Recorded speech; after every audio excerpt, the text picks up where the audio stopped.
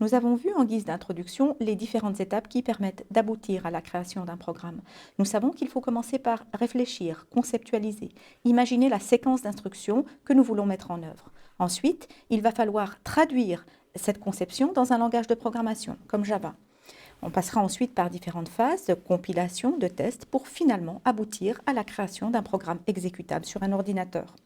Nous allons maintenant entrer dans le vif du sujet et commencer à mettre en place les briques de base qui nous permettront de commencer à écrire de petits programmes Java à partir d'une conception. Un programme n'est en fait rien d'autre qu'une séquence d'instructions opérant sur des données. La notion de séquence d'instructions est assimilable à celle de traitement. Les traitements opèrent sur les données, ils peuvent par exemple en modifier les valeurs.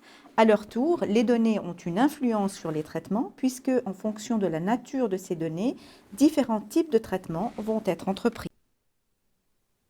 Supposons par exemple que je souhaite écrire un petit programme capable de résoudre une équation du second degré de cette nature. Donc je vais commencer à réfléchir à la séquence d'instructions à mettre en œuvre et la première chose raisonnable à faire est sans doute de demander à l'utilisateur de fournir les coefficients B et C qui vont me permettre de savoir concrètement quelle équation je suis en train de résoudre. Donc j'ai à disposition maintenant mes premières données. À partir de ces données, je peux commencer à faire d'autres traitements, comme par exemple le calcul du delta. Ensuite, en fonction de la valeur de ce delta, entreprendre différents traitements. Par exemple, si le delta est négatif, je vais simplement afficher qu'il n'y a pas de solution. Sinon, il faudra traiter les autres cas. Par exemple, si le delta est nul, alors je peux calculer la solution unique et afficher cette solution. Et sinon, alors j'ai le cas des deux racines que je ne vais pas traiter ici de façon explicite. Ici, on peut voir très clairement que les traitements ont une incidence sur les données. Par exemple, ici, je réalise un petit traitement qui consiste à calculer une expression arithmétique. Ce traitement a une incidence sur les données, puisqu'ici, il va calculer une nouvelle donnée qui est delta. Dans l'autre sens, on voit également que les données influent sur les traitements. Typiquement ici, en fonction de la valeur du delta, je vais entreprendre différentes actions. Je peux faire sur cet exemple deux observations importantes. La première est que la notion d'expression est tout à fait fondamentale pour pouvoir commencer à exprimer des traitements. Donc la notion d'expression va être un volet que nous allons aborder dans le cadre de ce cours. Un deuxième aspect est lié à la notion de donnée. Ici, la donnée b carré moins 4c est stockée dans un réceptacle qui s'appelle delta.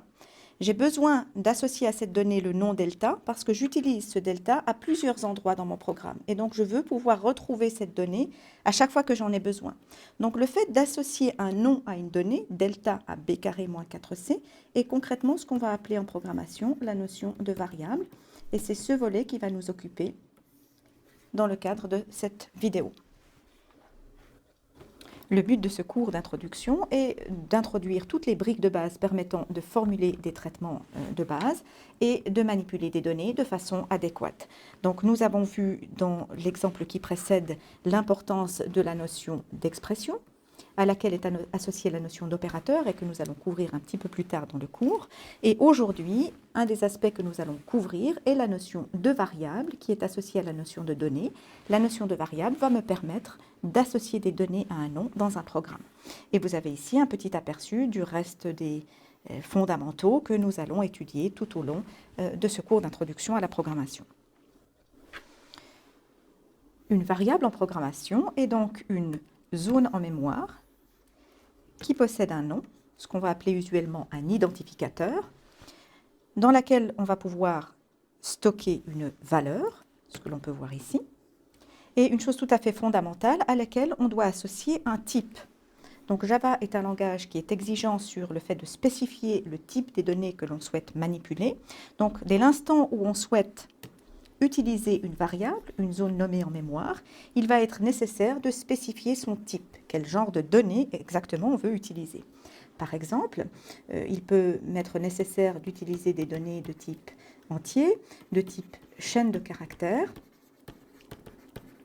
Et à chaque fois que je souhaite manipuler des données d'un d'un genre particulier, je vais devoir le spécifier au travers du type. Donc, que faire ici dans un programme Java si je souhaite déclarer une variable, mémoriser une donnée au travers d'une variable? Donc, vous avez sous les yeux une petite coquille de programme prête à accueillir des instructions et je vais déclarer une variable. Je dois d'abord décider du nom qu'elle doit avoir, donc si possible un nom qui soit parlant, qui dise quelque chose. Ici, j'appelle ce nom nombre. Je dois décider d'une valeur initiale, ici par exemple 4. Et bien sûr, en Java, je suis dans la nécessité de spécifier le type. Ici, je vais préciser que nombre est un entier, et en Java, on écrit entier int. La ligne de code que je viens d'écrire dans l'éditeur correspond en fait à ce que l'on appelle une déclaration de variable. On doit déclarer dans le programme le fait que l'on souhaite utiliser une variable d'un type donné. Et vous avez ici sous les yeux deux exemples de déclaration valide de variables en Java. Dans le premier cas, on donne une valeur initiale à la variable au moment où on la déclare, et dans le second cas, on se contente de déclarer la variable sans pour autant lui donner une valeur de départ. Et on retrouve ici les éléments fondamentaux de la syntaxe que j'ai introduit tout à l'heure. Le type de la variable doit impérativement être spécifié et évidemment ce qu'on appelle son nom, son identificateur. Donc comme nous venons de le voir, au moment de sa déclaration, une variable peut être initialisée, c'est-à-dire qu'on peut lui attribuer une valeur de départ, ce qui correspond à cette situation en mémoire. Et ce qui correspond à quelque chose de souhaitable, il est toujours souhaitable qu'une variable ait une valeur connue. Nous venons donc de voir qu'il est tout à fait possible en Java de déclarer une variable sans pour autant lui donner de valeur initiale. Donc ici, je suis en train de déclarer une variable n carré de type int. Je ne lui donne pas de valeur de départ et donc ceci correspond à cette situation en mémoire. J'ai une variable n carré qui ne stocke rien de connu. Ce qu'il faut savoir cependant, c'est que Java ne permet pas dans un programme l'utilisation d'une variable non initialisée. Donc si l'on imagine qu'après avoir déclaré cette variable n carré, je souhaite en faire afficher la valeur, ici j'anticipe un petit peu sur une des séquences suivantes qui va vous montrer comment afficher une valeur. Donc l'affichage de la variable n carré va se faire selon ce format-là. Donc si j'essaye après la déclaration de la variable directement d'en faire afficher le contenu, eh bien je vais avoir une erreur à la compilation. Le compilateur va me rappeler à l'ordre en me disant que n carré n'est pas initialisé. Et du coup, je ne peux pas l'utiliser. Donc ceci présuppose toutefois que, après avoir déclaré une variable sans lui donner de valeur, j'ai la possibilité de quand même lui donner une valeur plus tard. Donc c'est ce que nous allons voir dans ce qui suit de la séquence, où nous allons voir la notion d'affectation, où il va être possible, donc après cette instruction, de modifier ou de mettre une valeur dans la variable n carré, par ce qu'on appelle l'affectation. Concernant les types, nous avons déjà eu l'occasion de croiser dans les exemples précédents le type entier, qui en Java s'écrit int. Donc si je veux utiliser une donnée qui correspond à un entier, je vais utiliser le type int.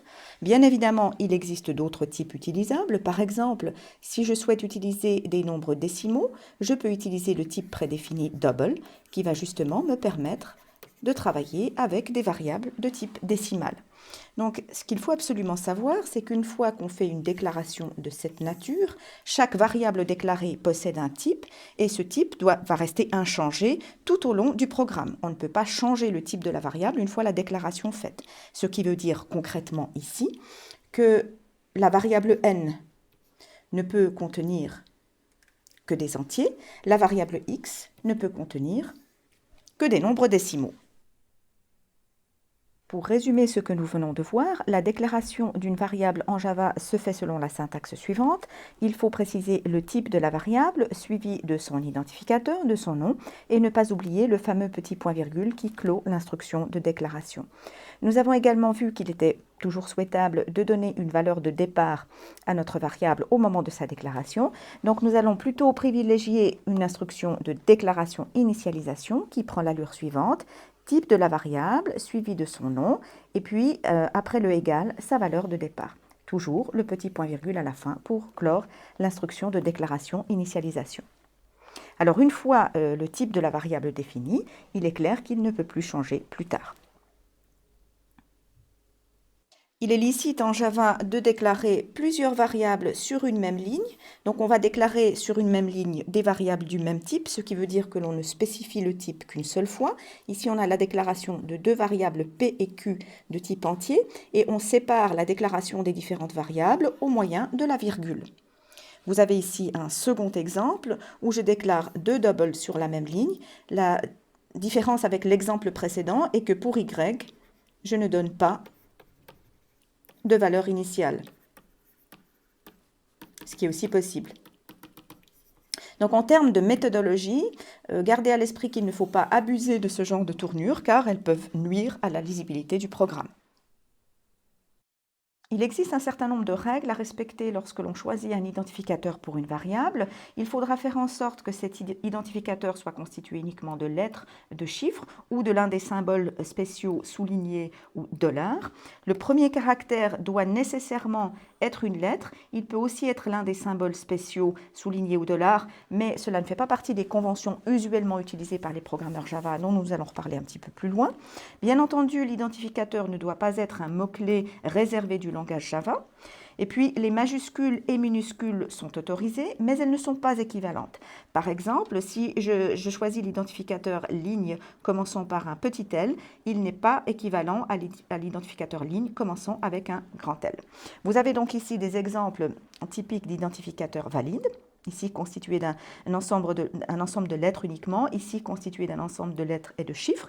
Et ici, vous avez un certain nombre d'identificateurs invalides. Ici, un identificateur, bien entendu, ne peut pas contenir d'espace, ni le symbole moins, et ne peut pas commencer par un chiffre.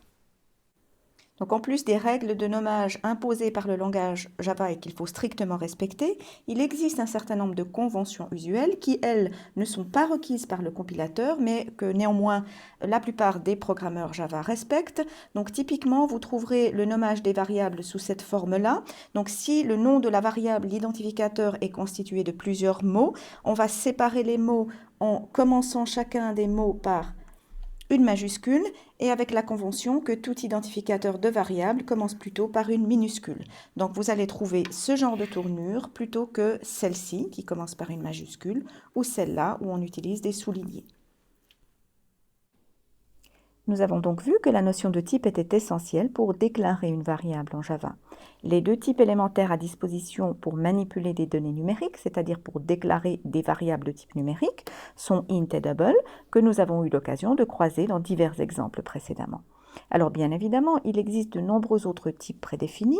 À titre d'exemple, si dans un programme j'ai besoin de manipuler les caractères usuels de l'alphabet, comme par exemple le A et Z, eh bien je peux avoir recours au type char, au type prédéfini char.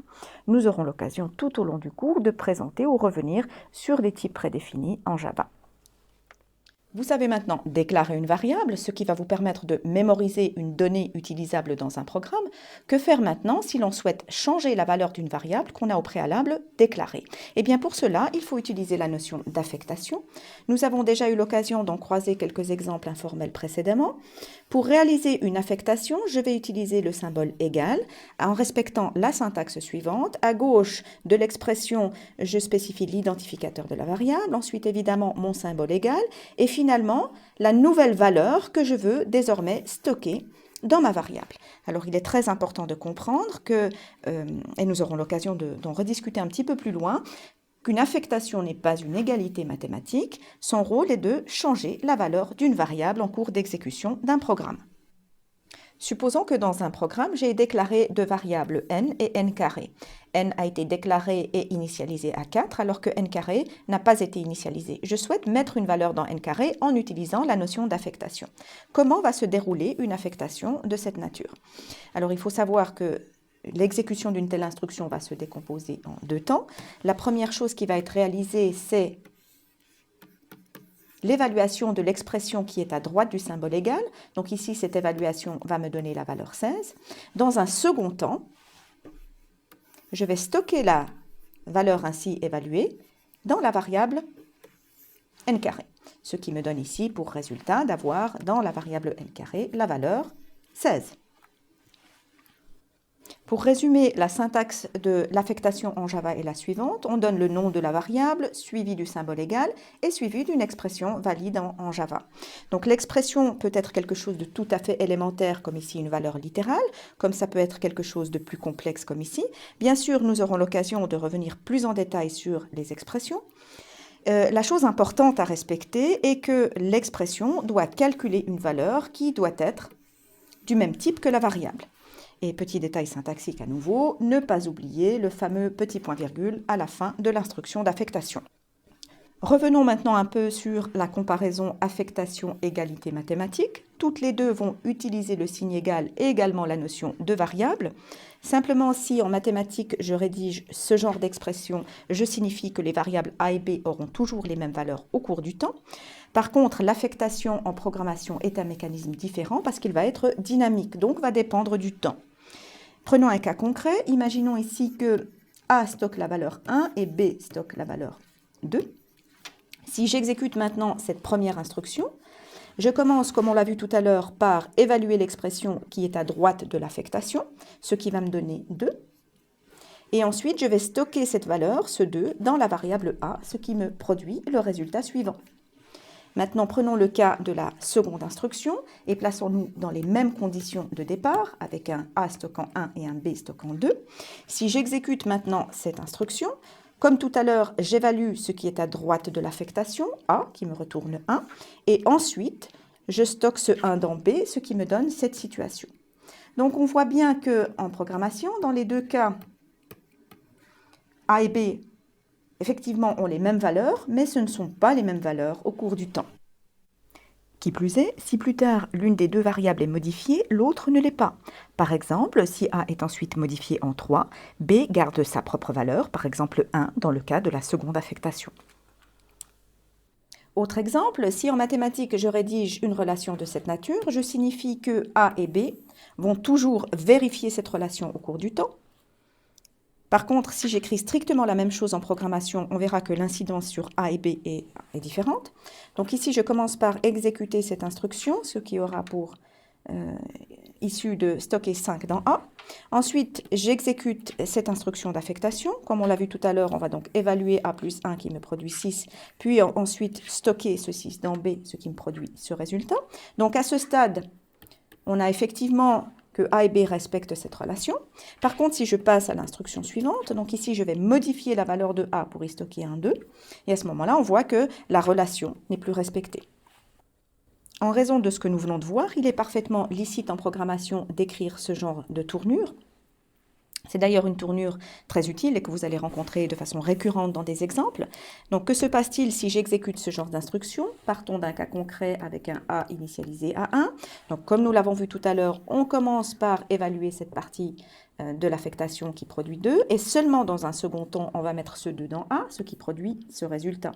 Donc, lorsque j'écris ce genre de choses en programmation, je ne signifie pas comme en mathématiques, que la relation A égale A plus 1 doit toujours être respectée, ce qui peut me poser un certain nombre de problèmes en mathématiques ici en l'occurrence. Je signifie simplement que je suis en train d'augmenter de 1 la valeur de A. Dernier volet lié aux fondamentaux sur les variables, la notion de constante. Donc nous avons vu que l'affectation nous permet de modifier la valeur d'une variable après sa déclaration. Il existe cependant des situations où ceci n'est pas souhaitable. Par exemple, ici, j'ai un programme qui veut travailler avec la vitesse de la lumière, et on sait que cette vitesse de la lumière est constante tout au long de l'exécution du programme, ne va pas être amenée à changer. Donc, on va préciser que cette donnée ne peut pas changer. Et dans ce cas-là, il faut le faire en précédant la déclaration de la variable en question par le mot réservé final, qui veut dire que une fois une valeur de base attribuée, on ne peut plus modifier la valeur de cette variable.